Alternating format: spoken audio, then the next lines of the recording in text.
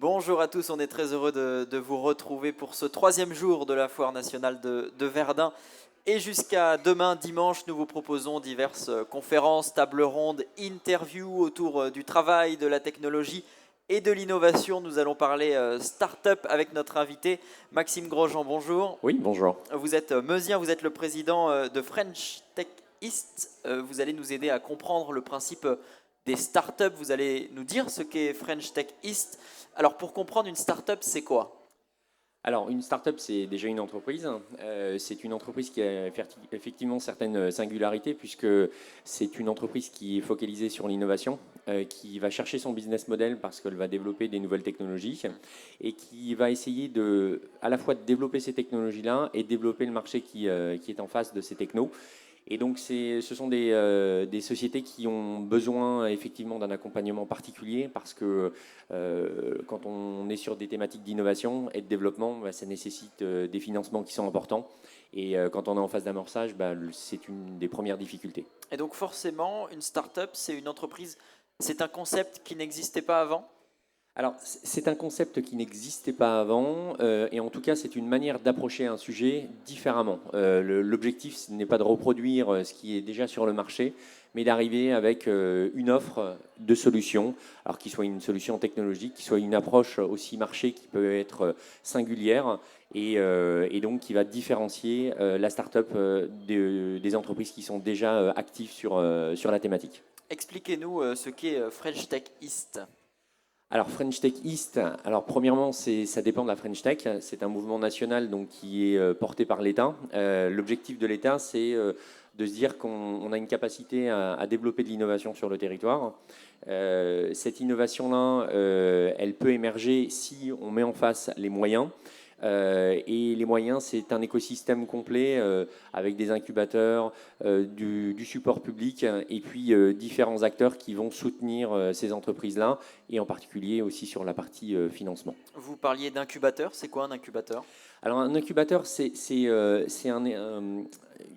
support pour la start-up, justement pour l'accueillir, pour l'accompagner justement dans ses premières phases de développement, accompagner le dirigeant et donc favoriser son développement. C'est une maison mère qui essaye à... C'est un peu ça. C'est Ouais. un peu ça, ouais, tout à fait. Et donc French Tech East, parce que ça c'est la French Tech. French Tech East, c'est la délocalisation sur le territoire de la French Tech. L'objectif, c'est effectivement d'avoir une représentation locale pour pouvoir prendre en compte les spécificités du Grand Est et donc de pouvoir déployer les missions de la French Tech sur le territoire. Il y a beaucoup de start-up chez nous, en Meuse, dans le Grand Est. Alors, dans le Grand Est, grosso modo, on est sur une échelle de 600 startups, donc ce qui est plutôt intéressant. On est sur une phase de développement sur 600 startups déjà développées qui ont un marché assez important. qui sont actives, alors qui sont à des stades de développement plus ou moins avancés. Hein. On a des startups qui sont en amorçage, d'autres qui ont fait des développements déjà très actifs, qui ont fait de belles levées de fonds et qui sont sur des marchés avec une activité qui est plutôt forte. Donc on a vraiment un écosystème qui est assez hétérogène sur ces aspects de développement. Et c'est à comparer avec un nombre de startups au national qui est à peu près de 20 000 startups. Et ce qu'on observe, c'est une concentration des startups sur les centres urbains et en particulier sur Paris. Voilà. Donc l'objectif, c'est aussi de se doter d'un écosystème local qui soit en adéquation avec le développement des startups. Quel type de start-up chez nous, en Meuse, par exemple? Alors, en Meuse, on a déjà peu de startups. C'est la première chose à dire. Par contre, on a 5 startups au total sur la Meuse, donc c'est très faible et c'est ce qui souligne le problème de la ruralité pour pouvoir amorcer un projet. Par contre, on a des startups comme BeGift qui est spécialisé sur des solutions qui vont favoriser le commerce en local, donc qui en plus de l'implantation locale vont avoir un impact sur l'activité économique du territoire. Et c'est ce qu'on recherche parce que des solutions comme celle-là, ça aide à développer le commerce et ça s'approche avec une posture différente. Donc c'est ce qui est intéressant. Et donc concrètement, quelles sont vos missions vis-à-vis de ces startups? Alors, la mission, comme je le disais, c'est de les accompagner, c'est de trouver des solutions pour pouvoir faciliter leur développement. Donc, l'objectif principal de la French Tech, c'est d'animer l'écosystème autour et de mettre cet écosystème-là au service des startups pour que les dirigeants puissent trouver la solution qui correspond à l'instant T, parce que les besoins sont très différents entre la phase d'amorçage, entre la levée de fonds, entre la problématique de développement technologique. Et ça, c'est le rôle de la French Tech de les accompagner dans ces différentes phases-là et de surtout faire un phasage avec l'écosystème. C'est un petit peu le but d'une startup de toujours multiplier le champ des possibles, les clients, même les actions que font les startups. Alors oui, la startup, elle a une vocation à se déployer sur un marché important, hein. On arrive avec une technologie donc, qui va nécessiter des investissements, donc il faut un retour sur cet investissement-là. Et en général, effectivement, le potentiel est important. Donc pour approcher ces marchés-là, il y a beaucoup d'efforts et beaucoup d'énergie à déployer. On a du mal à comprendre le poids de ces startups dans l'économie. Alors, c'est normal, parce qu'effectivement, c'est un écosystème qui est naissant.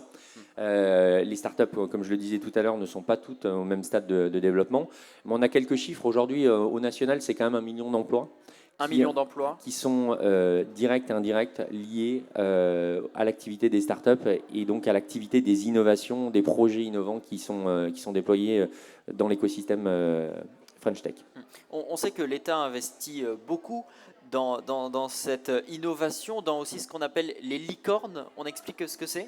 Alors, déjà, l'État a investi beaucoup, effectivement, parce que l'État a compris que on est dans un monde qui est en mutation.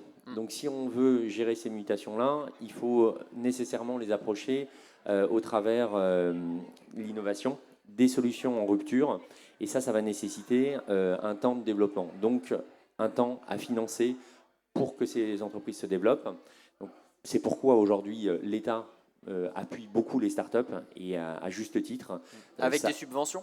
Avec des subventions, mais il y a la partie subvention, effectivement, mais il y a la partie soutien avec des services qui sont déployés pour accompagner ces startups-là. Voilà. Donc ça, c'est important. Et effectivement, on a l'émergence de quelques licornes. Il y en a à peu près 25 ou 27 en France aujourd'hui. Qu'est-ce que c'est? Alors, une licorne, c'est une startup qui a déjà eu un succès assez marqué et qui a une valorisation qui lui permet de se positionner au stade de licorne, donc qui a une capitalisation forte. Aujourd'hui, on n'en a pas sur le territoire Grand Est. Alors, on cherche notre prochaine licorne, mais ce qu'il faut regarder avant le stade de la licorne, c'est d'arriver sur des startups qui sont matures, qui vont générer de l'emploi, qui vont générer le développement de l'économie en local. Et on a déjà de très beaux exemples qui se développent sur le territoire. Donc, bon, la licorne, c'est très bien. On va revenir sur le territoire, mais pour rester sur les licornes, un exemple de licorne française? Bah, on a parlé d'une licorne assez fortement ces derniers temps, c'est Doctolib. Doctolib, qui est la plateforme pour prendre des rendez-vous en ligne, Exactement. des rendez-vous médicaux. Je prends cet exemple-là parce que c'est une start-up qui a un impact sur le quotidien, mais dans les start-up, il y a vraiment une offre qui est très hétérogène parce que on va approcher des sujets dans le domaine du spatial, dans le domaine de l'agritech, dans le domaine de la santé, dans le domaine de la technologie, dans le domaine de l'automobile.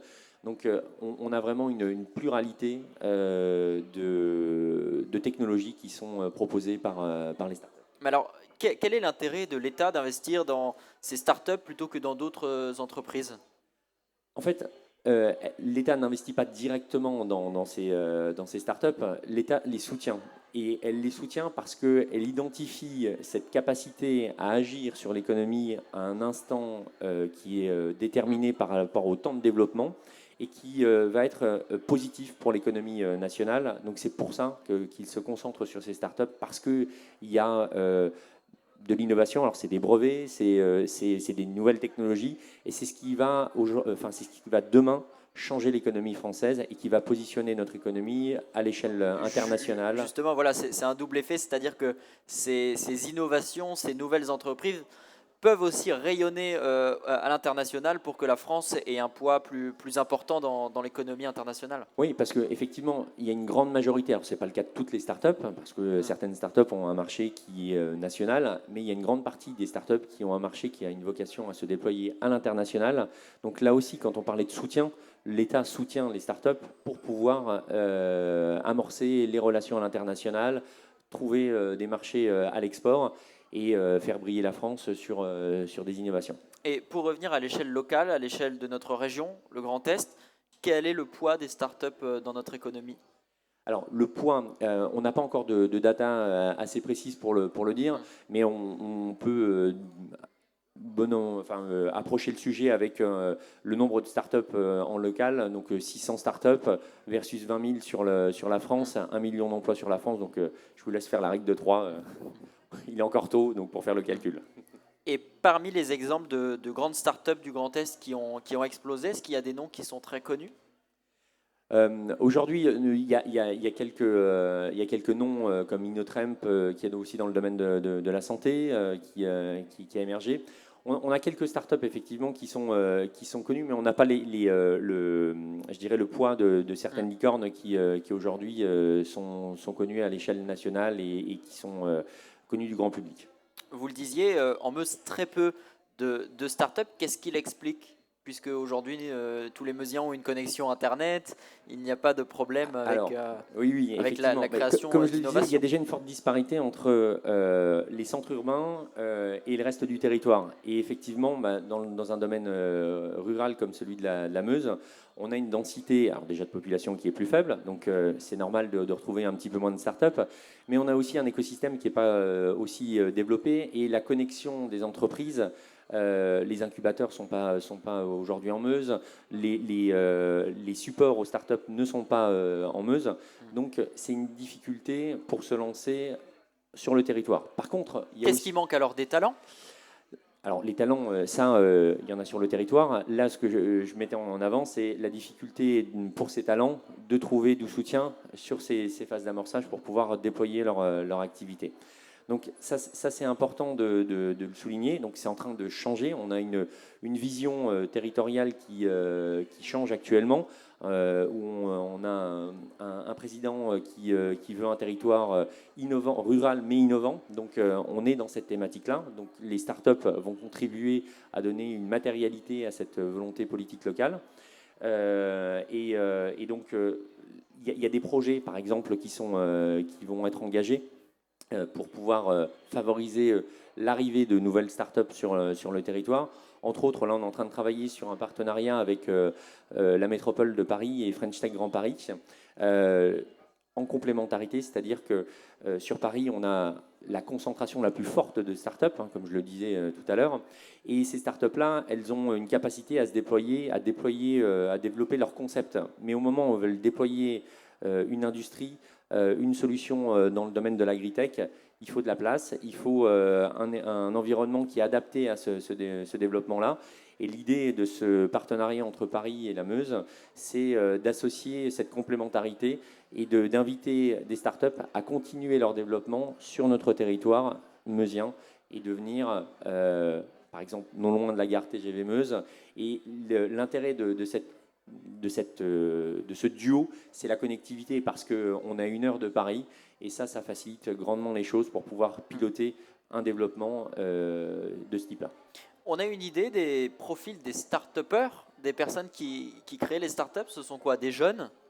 Alors, les startups, il y a beaucoup de jeunes qui effectivement se lancent parce que la thématique est aujourd'hui ancrée dans les esprits et l'esprit d'entreprendre est présenté aux étudiants. Donc ça, c'est positif parce qu'on a des étudiants qui sortent de formation et qui vont s'orienter sur le développement de leur projet, de leur idée. Mais on retrouve tout type de profils. Moi, j'ai eu, par exemple, dans mon expérience, j'ai été salarié, j'ai travaillé dans le domaine de l'industrie avant de me lancer sur mon projet de start-up. Très bien. Des talents en Meuse, vous disiez qu'il y en a. Et est-ce qu'avec French Tech East, vous avez la possibilité justement de dynamiser le territoire ici pour en favoriser, pourquoi pas en créer?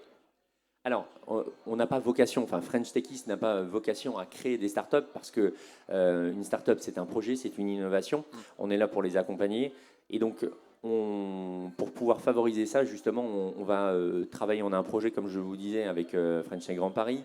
On a un projet qui va s'intensifier, qui va donner de nouvelles possibilités sur le territoire, que ce soit en termes d'accueil de locaux pour pouvoir accueillir des startups, ce qui n'existe aujourd'hui pas sur le territoire, de donner des outils aussi, parce que ce qu'on vise pour le territoire, c'est des startups bien précises. C'est des startups qui sont dans le domaine de l'agritech, dans le domaine de l'industrie principalement, et également compléter cet écosystème-là avec un écosystème digital et numérique. Quelqu'un qui crée aujourd'hui une entreprise, à partir de quel moment on peut la qualifier de start-up et à partir de quel moment on peut avoir les avantages d'une start-up, des subventions notamment, faire appel à French Tech East? Alors, on est une start-up pendant un grand moment en général parce que, comme je le disais, ce qui caractérise la start-up, c'est son caractère innovant. Et le développement de ces innovations-là peuvent prendre plusieurs années. Ça peut prendre 5 ans, ça peut prendre 10 ans avant de pouvoir mettre la technologie sur le marché. Donc la start-up peut avoir une taille très importante. Et c'est le cas des licornes qu'on évoquait, qui restent des start-up alors qu'elles ont une valorisation qui est en milliards d'euros. Mais cela nécessite un minimum de chiffre d'affaires tout de même. Non, c'est pas forcément lié au chiffre d'affaires. Très bien. Vous-même, vous avez créé une start-up qui s'appelle Gaming Engineering. Oui, pas de souci. En quoi ça consiste? Alors, comme son nom ne l'indique pas, on n'est pas dans le domaine du jeu, on est dans le domaine de l'industrie. C'est une start-up industrielle. Et pour mettre en parallèle ce qu'on disait, vous donner un exemple au travers de mon activité, on a développé des technologies qui sont des technologies d'assemblage, qui sont à destination principalement de l'industrie automobile pour le moment. Il y aura d'autres applicatifs, entre autres dans le domaine aéronautique ou dans le domaine de la défense. Ces technologies permettent d'alléger les véhicules. Donc l'allègement par l'introduction de différents matériaux, du composite, de l'aluminium dans les structures de véhicules qui sont aujourd'hui 100% acier. Et on a développé cette technologie-là pour permettre, donner la clé aux constructeurs pour pouvoir alléger les véhicules, baisser le taux d'émission de CO2 des véhicules, augmenter l'autonomie des véhicules électriques parce qu'il y a une problématique d'usage, en particulier sur nos territoires. Quand on n'a pas d'autonomie et qu'on a des kilomètres à faire, c'est perturbant. Donc on a développé ces technos-là et qui ont un vrai impact environnemental. On travaille aujourd'hui avec bon nombre de constructeurs qui s'appuient sur nos technos pour pouvoir construire les prochains véhicules qui seront mis sur le marché. Donc ça, c'est pour être sur le focus produit, techno. Et la manière dont ça se traduit sur le territoire, c'est un projet qui aujourd'hui implique 17 personnes sur le territoire. Donc voilà, on a créé 17 emplois en local. Et là, on a une première usine et on projette justement la construction d'une nouvelle usine sur le territoire meusien. C'est donc une start-up meusienne, il y en a, même si on n'a pas toujours tendance à le savoir. Merci beaucoup Maxime Rojan d'être venu sur ce plateau ici. Merci à vous. Depuis la Foire nationale de Verdun, je rappelle que vous êtes président de French Tech East et que l'on peut retrouver tous ces renseignements sur Internet. Tout à fait. En allant sur le site de la French Tech East. Très bien, merci beaucoup d'être venu sur notre plateau. Nous, on se retrouve dans moins de 10 minutes pour parler fracture numérique avec Ophélie Gilles qui va nous aider à donner des conseils et nous présenter le projet Ouna qui vise justement à réduire la fracture numérique de nos aînés. On se retrouve dans moins de 10 minutes à 11h. Merci.